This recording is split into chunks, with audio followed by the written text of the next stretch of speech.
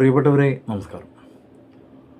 ഹരീഷ് കല്യാൺ, അട്ടകത്തി ദിനേശ്, സഞ്ജന കൃഷ്ണമൂർത്തി, മലയാളത്തിൻ്റെ പ്രിയ നടി സ്വാസിക എന്നിവരെ അണിനിരത്തി പ്രിൻസ് പിക്ചേഴ്സ് നിർമ്മിച്ച തമിഴരസൻ പച്ചമുത്തു സംവിധാനം ചെയ്ത് 2024 ഇന്ത്യൻ ഭാഷ സ്പോർട്സ് ഡ്രാമ ചിത്രമാണ് ലബ്ബർ പാണ്ഡു.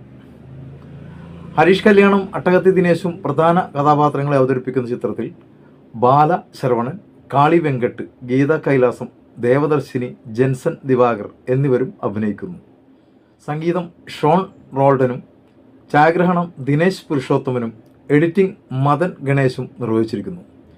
2024 സെപ്റ്റംബർ 20 തിയേറ്ററുകളിലെത്തിയ ലബ്ബർ പാണ്ഡു നിരൂപകരിൽ നിന്നും പ്രേക്ഷകരിൽ നിന്നും പ്രശംസ പിടിച്ചുപറ്റിയ സിനിമയാണ്. സമാന്തരമായി 2 പ്രണയങ്ങൾ. ഒരു പ്രണയം വിവാഹം കഴിയാത്തവരുടെയും മറ്റൊന്ന് അതിനേക്കാൾ തീവ്രമായ വിവാഹം കഴിഞ്ഞവരുടെയും. എല്ലാവരും വളരെ മനോഹരമായിട്ട് തന്നെ അഭിനയിച്ചിട്ടുണ്ട്.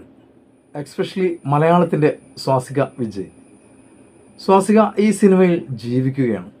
മലയാളത്തിൽ ചതുരം പോലുള്ള ടൈപ്പ് സിനിമകളിൽ മാത്രമാണ് സ്വാസിക ശോഭിച്ചിട്ടുള്ളത്. ഒരുപക്ഷെ മലയാള സംവിധായകർ വേണ്ട രീതിയിൽ ഗൗനിക്കാതെ പോയ ഒരു നടിയാണ് സ്വാസിക. മലയാള സിനിമയിൽ വലിയതായി ശോഭിക്കപ്പെടാതെ പോയ പല നടികളും തമിഴിലും മറ്റു ഭാഷകളിലും ഹീറോയിൻ പട്ടം പിടിച്ചടക്കിയത് നമുക്കറിയാം. രംഭ, അസിൻ, നയൻതാര, അപർണ ബാലമുരളി തുടങ്ങിയ ഒത്തിരി നടിമാർ മലയാളത്തിലൂടെ വന്ന് മറ്റു ഭാഷകളിൽ തിളങ്ങിയവരാണ്. അതുപോലെ ഇപ്പോൾ സ്വാസികയും തമിഴിൽ തിളങ്ങുകയാണ്. അതുപോലെ ഈ സിനിമയിൽ സഞ്ജന കൃഷ്ണമൂർത്തിയും വളരെ മനോഹരമായിട്ടാണ് തൻ്റെ വേഷം കൈകാര്യം ചെയ്തിരിക്കുന്നത്.